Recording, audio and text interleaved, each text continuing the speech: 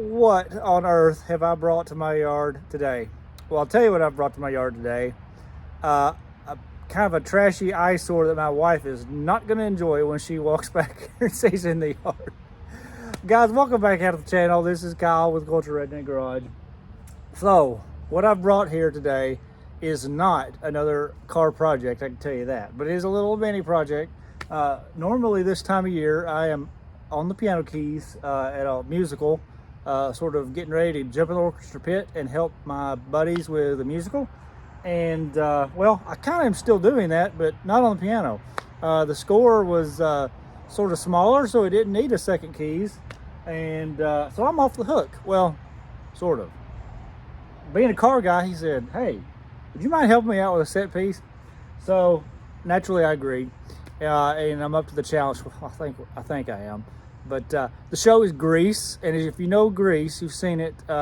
You've got Grease Lightning, which that's not what this is. Somebody else is working on Grease Lightning, and there's the scene at the drive-in. So we got to have a front of a car in a drive-in. Now I could have tried doing that out of cardboard or plywood or some sort of other material. But here's the thing, it would have looked awfully cartoonish, and that ain't the cultured way. So what did I do? I went out and found me this nice piece right here, and some guy had it for sale that I knew locally. Went out and bought it. It is, well, let's just say it's in rough shape, but workable otherwise. It's a prop, guys. I gotta keep that in mind. This is not a show car. So what I gotta do? So I basically have to make a rolling set piece that still looks period correct. One of the most challenging things about this, two very challenging things. One, it has to have workable doors. Well, I don't see any doors here, do you? So I gotta make doors and that open and shut. Where's the hood? Okay, I'll show you where the hood's at. If anybody knows any cars, they know that this is a 51 Nash Ambassador, I guess, front end. And that hood is not from a Nash. It's from a Studebaker truck. So I have to make this hood work somehow and not look too goofy. And I've got like 2 weeks to do this. So, and weather has not been on my side. Now, granted, the sun just come out, but it's been raining the last 4 days, and I got a lot of work to do. So let's talk about plans here real quick, and what I plan on doing today and trying to get done and get this thing out the door. So this thing has got to roll. And you can't just put a car prop out there without some wheels. So I'm going to my Volkswagen roots, guys. I've got this goofy little a live axle that came out of a little drag rail. Basically, if you can see down there, it's got a welded differential on little roller bearings, and it was, I think, wrecked in the past, so it's got a little wobble in it. I'm never going to use it for anything. So I had a case that was rotted out. That used to be on Dougie Buggy, if you remember me going through it. It had some holes in the bottom, so it's a throwaway case. And I've got this, which I've got to mount to a frame. Now, luckily my employer had some scrap unistrut that was left over from a project that they cut and they will never use, so I was able to acquire that. I gotta make a frame the way I can roll this and U-bolt and all that stuff down. It's a lot of work, but that's what I'm gonna do today. I'm gonna weld a few pieces in, mount this that way it's rollable, because I've got to be able to get in the garage. I can't, time is changing tomorrow. I will not have light. There'll be plenty of cold and rain coming. Oh, so that's that. Then today, somehow we're gonna figure this out. We're gonna get to doing this hood. I think I'm gonna have to section it up to make it fit, because it's not precise. Well, we're gonna have to make it work, man. The doors, let's talk about the doors. Depending on where the hood sits, which I think is going to be the edge somewhere right around maybe in this area, because it's It's a Studebaker truck, so it's a little bit shorter. That's gonna give me a little bit of space. I think I'm gonna cut this nasty old rot out of this back side of both of these quarter panel or fenders. And I may add some a roll of galvanized sheet metal to that, just to give it enough of a door, and then cut right through here, giving myself a wide enough door that the kids can get out of, and piano hinge it. And then, of course, sort of fabricate some sort of a convertible top. I know what you're thinking, and I'm thinking it too. 2 weeks? You gotta do this in 2 weeks? What's wrong with you? Are you a masochist or something? I don't know. But nevertheless, oh, the last thing, this is not a must, but I think it is, just based off of where this thing's gonna sit in the stage. You gotta remember, people are gonna be sitting lower than the stage generally. And I need to find something I can bend, something 6 inches wide, and sort of put a bumper or something down there. Oh, and find another 7-inch, where's that? 7-inch light over here. So we'll see. Well, guys, it's Saturday. I gotta get to cracking. God be with us. Let's go.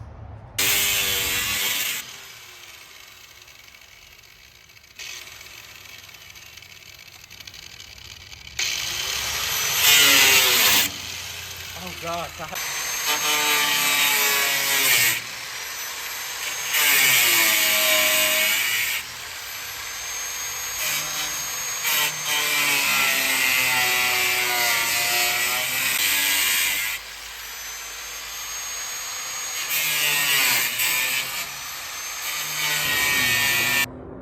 So, fast forward about a week and a half from that last clip I just played till now, where I'm ironically wearing the same sweatshirt, but nonetheless, I've done a few things. I haven't filmed it because I've just had a lot to do. Anyways, this is where we're at. We have a car sanded, ready for primer and color, and I'm gonna do it tonight. It's gotta happen. Need to get it to there.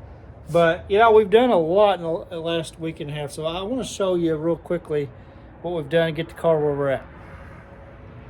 So if you recall, this project produced for me several challenges, to say the least, for what I was trying to do with it, many of which revolved around this daggum hood. If you recall, this is a 51 Nash Ambassador Custom. I think that's what it started its life out as. All I got was the front clip. No frame, no nothing. And of course that hood on there, which is not an Ambassador hood. It is a Studebaker truck hood. And so I had to kind of make that fit just to look halfway decent. So to do that, basically, I had to cut that down. And that actually produced one heck of a gap. So I took what I cut and right along that ridge line, sort of just tacked it in. You know, this is a prop, guys. So I just tacked it in, put a little bit of fill in there just so it wouldn't look crazy. As you can tell, it ain't perfection. Look at that. Look at that. That's not what a hood's supposed to do. But who cares? It's got to look good from 30 feet away, or 40 feet at that moment, for that part. But anyways, let's look and see what else. Oh yeah. The doors. That was the other main challenge. Look at this. So I was given, I don't know, less than 8 feet for this whole thing to stick in.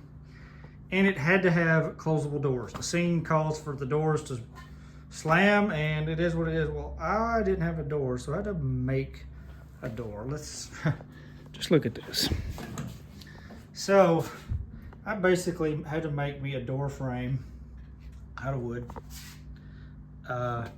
The curvature of that fender, and so I did that and used a very thin gauge, like 28 gauge roll of galvanized steel, and just sort of lap welded it. I hate it. It is what it is, but it was 28 gauge steel. I had to barely tack it, and then I went and I cut part of the fender and used that as a door, and put a piano hinge on it, just weld her in place. You know what? They're probably gonna throw this in the ditch when it's done with. I don't care. So it's just got to turn or close. So that's what we did, and I just tried to make it, make the lines flow as best as possible. I'm probably gonna just, after I get done painting this, I'm gonna probably take one of those chrome trim pieces and maybe follow that body line, maybe even do a two-tone. I don't know, I may not even have to. It's just gotta look good for a little bit. Basically the same thing over here. And then we had to get the seats in there. So we put a little, built this little pad. Took an old, probably a Dodge Caravan or something right in there. And where we could take it out, we just did the whole bar thing and locked her in place right there, and slam bam, thank you very much, done. Decided I'd go with a little latch system like you would have on a cabinet door. Boom. And she's done. So yeah, we're ready to rock and roll with some primer. I think I'm just going to do one coat of very thinned high build primer, just enough to get some even color. And then I've got a half a gallon of B5. If you Mopar guys out there know B5 Blue, I've had this can for 20 years. The paint's still good. It's not enough for me to use on another big project. So I just got me some hardener, and that's what she's going to be. So, oh yeah, one last thing. I forgot about this. So maybe a little windshield.